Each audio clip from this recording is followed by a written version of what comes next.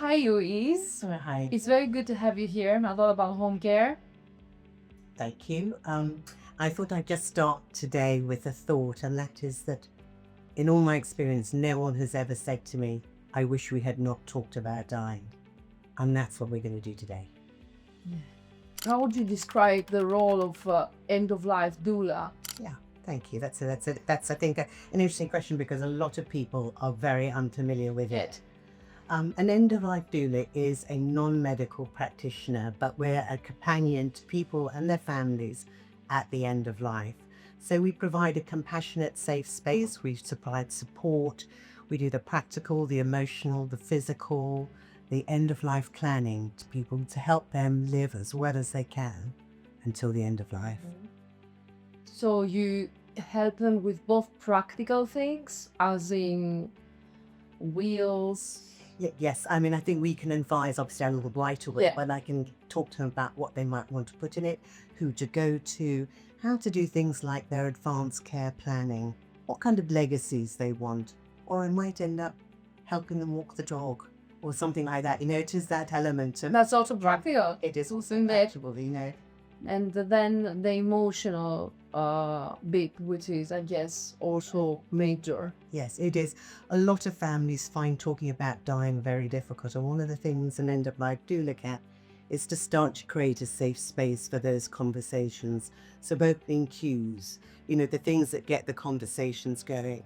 But it's also working with the family to talk about what pre-bereavement grief might be like. You know, if you know somebody's going to die, and dealing with those emotions, and you can contextualize those can be very helpful for people as well.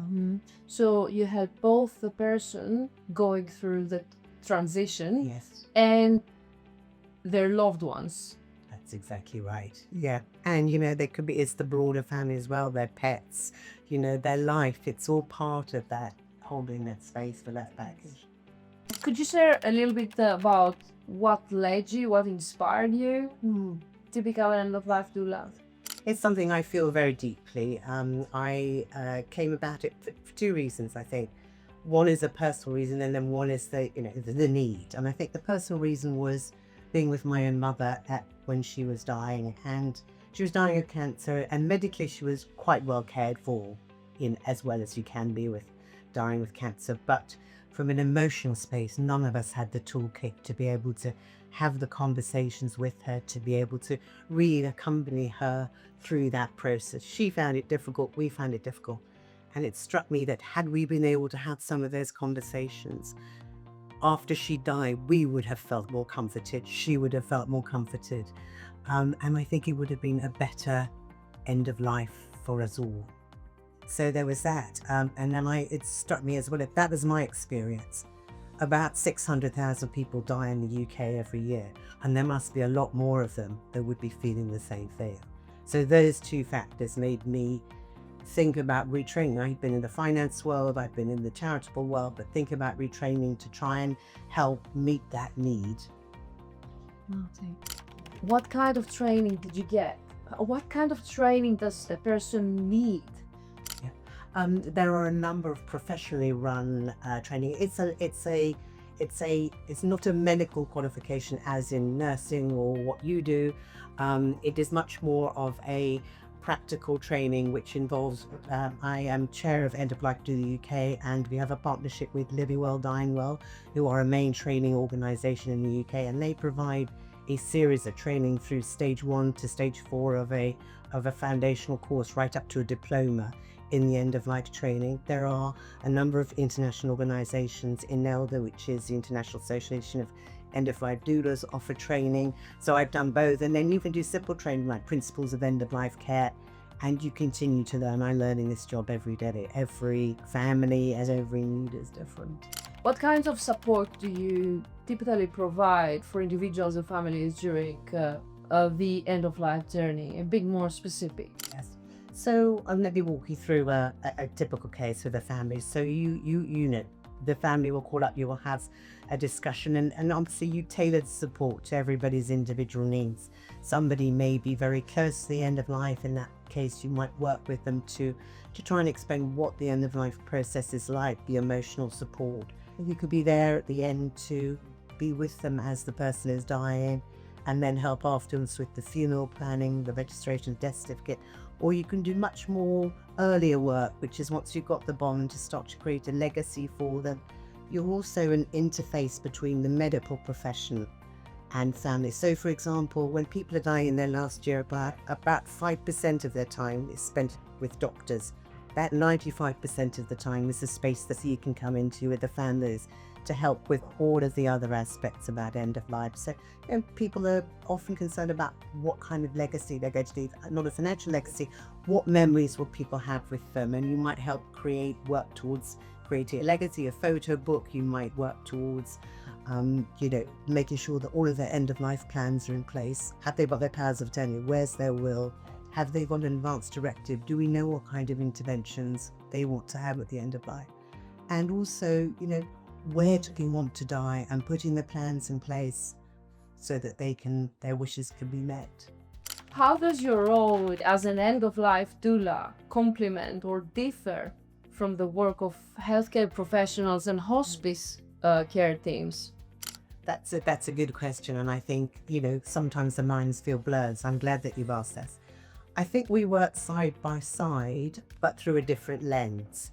So I think with healthcare providers and hospices, a lot of the treatment is to do with medical treatment. It's to do with pain management. It's to do with controlling the symptoms at end of life. And what doulas do is all of the other emotional and spiritual work. So for example, when somebody's died, we might help the family. This happened, I did this 2 nights ago, with washing and anointing the body, with reading some poetry to them, and holding candles, and we held that till the morning. Mm-hmm. So that's the kind of thing that a doula might do that wouldn't happen in a hospice or with a healthcare professional. What are some of the most common concerns or fears people express when you first start working with them? I think there's probably 3 or 4 that come to mind, and in my experience, most people aren't actually frightened of dying. What they're frightened of being about is pain and dying. So I think being fearful of pain is one of the most common things. And then I think that they're frightened about being a burden on their family, of all the, the care that's needed. I think they're sometimes frightened about being forgotten, and they are frightened about losing their dignity. That's to look after yourself at the end, and being reliant on people for toileting, for washing, for feeding. And I think for some that feels like being robbed of their dignity. How would you help them come to terms with that you may actually need to be looked after for some time? How do you help them make peace with the fear? So that's a really thought-provoking question. I think that most people find a sense of comfort in actually knowing what the active dying process is like. So helping walk them through, you're going to sleep more, you're going to want to eat less, those kind of things. Actually, when people can see the trajectory that's going to happen, I think that's very helpful. And then I think you can explain to people, which is often it's an act of love, that your family can do that for you at the end. And, they will want you to be taken care of in the best way that you can. And so I think it's about understanding that it's not just about receiving, it's about giving as well. Yes. It's a lot of time also it's about giving back. Yeah. Because children a lot of the time feel like, giving back some of the love they received. Yes. And it's also such a beautiful contrast that they are beginning of life doulas. Yes. Yes. And end of life doulas. Yeah. There's 2 70s, we're born and we die. Yes. Those are really, I think the other one people say is that we pay tax. But those are very, those are this kind of the definites in life, and everything else is, it's just it's like unforgettable. For both mothers and parents and people who are born, the kids, and then later on in life, same thing again. This transition of life and death, living and dying, is the most major thing in life. Absolutely right, and that's my sense. Yes. I think you've summed it up beautifully. As I said, it's the most major thing in life, because death is part of life. It is. We are all going to die. But we somehow place it and talk about it like in as a part of life, as in death is not the major event, life is. You're absolutely right. I think you could become End of Life Doula. Let's do it. Moving on to a more personal perspective, this work can be incredibly emotional. What helps you stay grounded and resilient in your role? I think it's about understanding that you're walking alongside people, but you're not in their shoes. So it's that difference between sympathy and empathy. You can understand what someone's feeling, and the important thing is not to actually live that and feel it yourself, but to be with them as they feel it.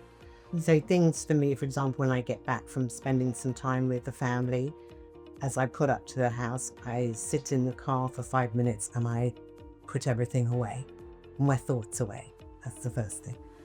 I exercise, I like being outside. We have a doula support network. I have a mentor that I can go to with any problems. And I, with each family, we take notes and I journal a little bit and I reflect. So those things are what help me when situations are tough. Are there any particular moments or experiences that have stayed with you over the years and remind you of why this work is important? Do you know, I can remember every single family that I've worked with. That they're all important. I think there are some really meaningful things because you work with a family for a while and you build up a level of intimacy, and when people are dying, some of the barriers come down and they can share incredibly intimate things with you, and each of those are very special in their own way. Mm-hmm. What advice would you give to family members who want to better support a loved one approaching end of life? I think it's about, first of all, showing up, and then what I call being present. And what that means is not just focusing on the feeding and the drinking. We have a real tendency to feed. And actually, as people are in their last weeks of life, they want less food and they don't want to necessarily eat. And we tend to try and feed, because that's a way of showing that we love. We show love through food. So I think it's about not just thinking about the practical things, but it's about just sitting and being there with people. And it might be reading to them. It might be sitting in silence. It might be taking your cue from the person and following that conversation. You're going with them where they are. So those are some of the things. And then I think things like, if they want to talk about what their plans for funerals are, having a level of comfort to start to have those conversations. How do you help families navigate difficult conversations around death, wishes, and care preferences? I think, first of all, it comes back to what I said in the very beginning, which is no one ever says they wish they had not talked about, do they? So I think it's that. I think it's about creating a space where you can bring the elephant in the room into the room. It's there, but we all often tend to avoid talking about it. And I find things that help are to use the very open questions, the who, what, where, why, when. So it might be, Mum, what would a really good day look like for you? And then Mum might say, well, actually, we'd be having some nice music, or having a tasty meal, or seeing my really good friend. And that can help you then understand what their wishes are. It might be something like, if you want to get the topping on the table, what kind of music would you like at the end, at a funeral? What would be your top 3 songs? And yeah, that's a nice, easy way of easing into that conversation. But I think the most important thing is it's realizing that you don't cover this subject in half an hour.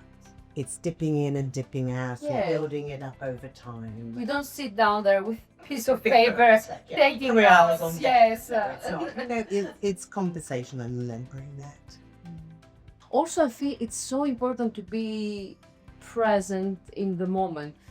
You will not go to your loved one with an agenda of what you need from them to make it better for them. Yeah.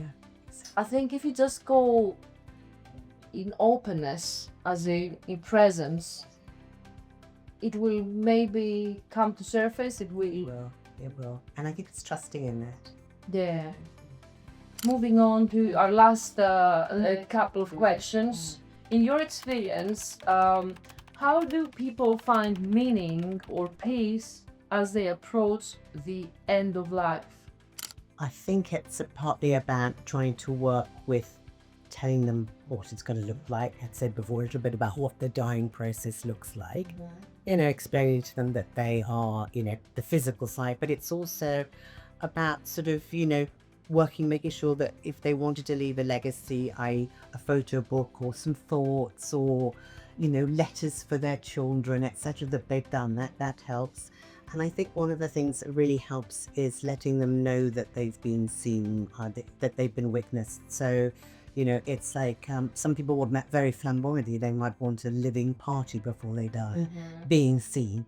Or some people might want, I sat with one family and he had Parkinson's and was struggling to speak, and he felt that his family found it too difficult to sit with him to ask these questions, but he wanted them to know. And so I spent an hour every time I visited extracting questions and answers for him, which I then put into a biography for him, which he didn't want then to happen till he died, so that he could edit out bits that he didn't want them to know and bits that he did, but it was written down. He felt seen then, and he felt that he'd left them a legacy, and that helped him really feel at peace with the dying. Have you found that religion is important for a lot of people to make peace, let's say, with the end of life? I think making peace at the end of life is about acceptance.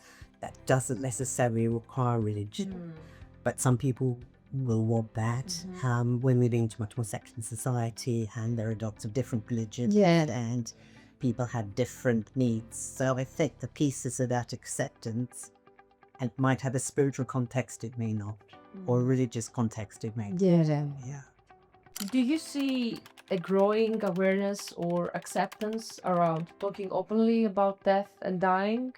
How is society changing in this respect?